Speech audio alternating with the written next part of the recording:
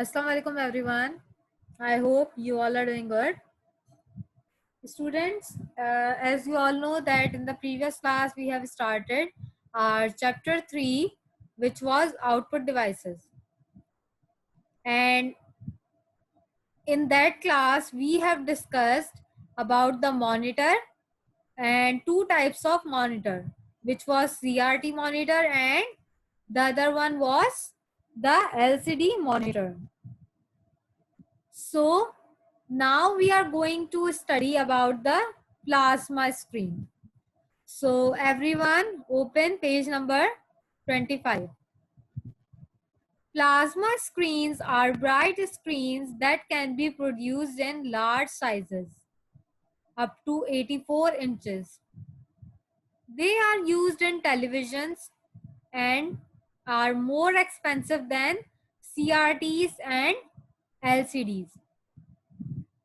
Now beta, when we are talking about the plasma screen, so they are basically, they have colored screen, and their colors are bright. Okay, their screens are bright and which can produce how many sizes beta? It can produce 84 inches sizes. मतलब उसकी जो screen होती है उस screen का size होता है 84 inches. 84 inches तक हो सकता है, मतलब 55, 54 ऐसे जो है 84 इंचेस तक हो सकता है. And televisions are used in the plasma screen. बेटा प्लाज्मा स्क्रीन जो है किस में मौजूद होती है? टेलीविजन्स में मौजूद होती है.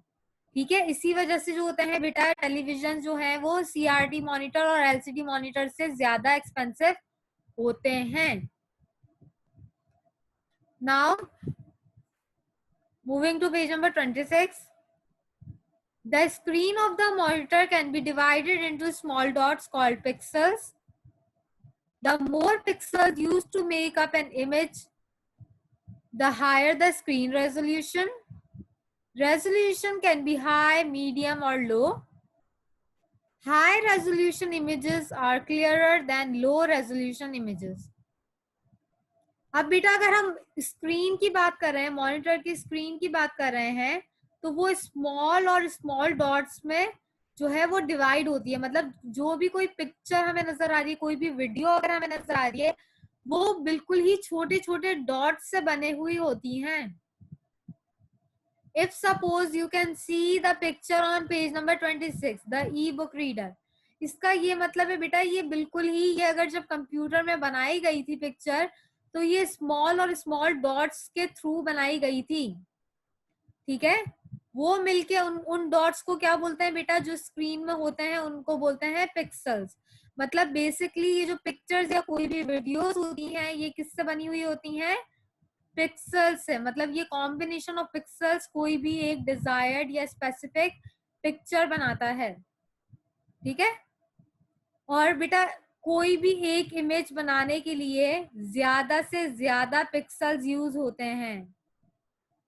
ठीक है, और जितने ज्यादा पिक्सल्स यूज होंगे, जितने ज्यादा डॉट्स यूज होंगे बनाने के लिए कोई पिक्चर, उसका मतलब क्या है? उसका रेजोल्यूशन क्या होगा? ज्यादा अच्छा होगा. रेजोल्यूशन मतलब उसका जो रिजल्ट होगा, उसका जो आउटपुट हमें, मतलब उसकी जो रिजल्ट शो हो रहा होगा वो क्या होगा? बहुत हाई होगा. रेजोल्यूशन क्या होगा? हाई होगा.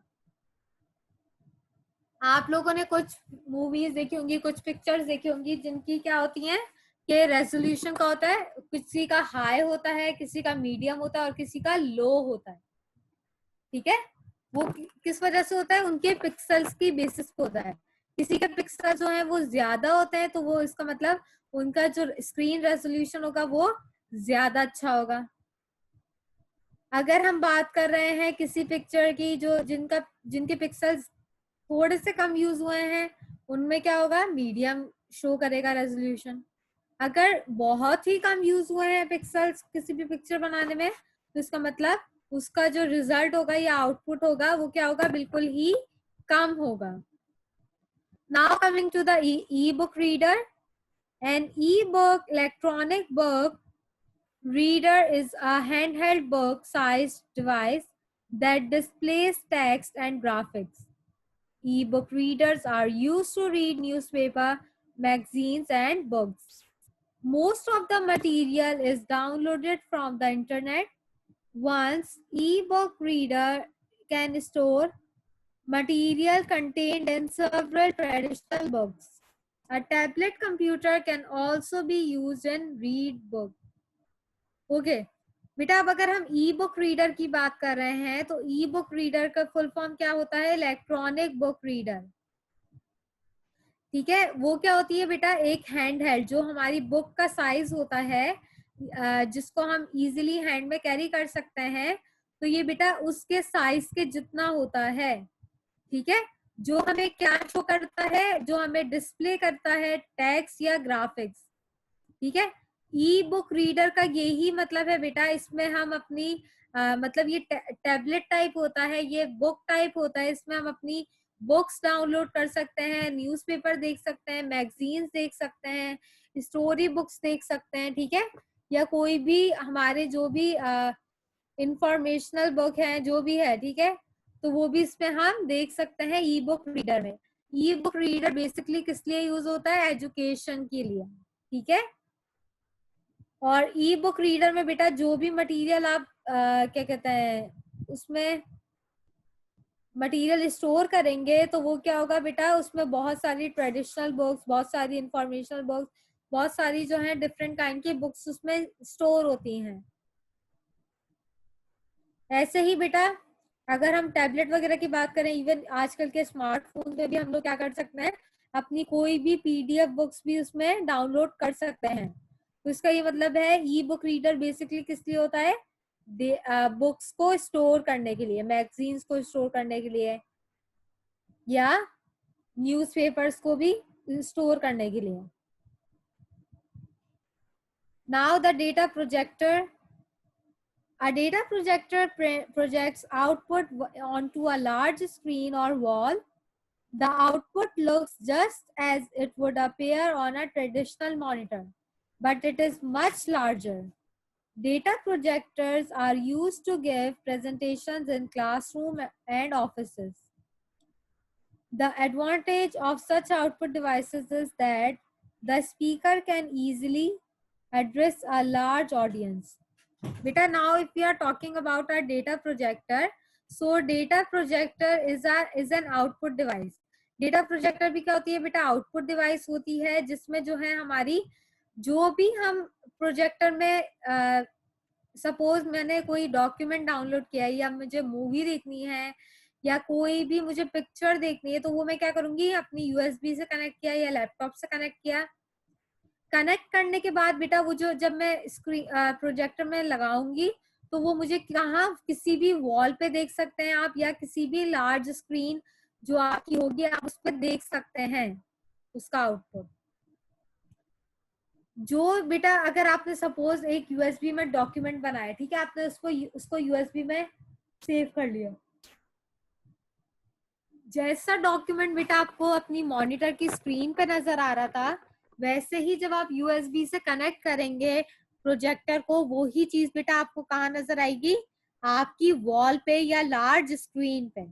क्योंकि बेटा डेटा प्रोजेक्टर का वर्क क्या होता है कि जो भी डॉक्यूमेंट वगैरह हमने सेव किया है या कनेक्ट किया है किसी भी डिवाइस से, उसको जो है वो हमें स्क्रीन पे या वॉल पे शो करता है।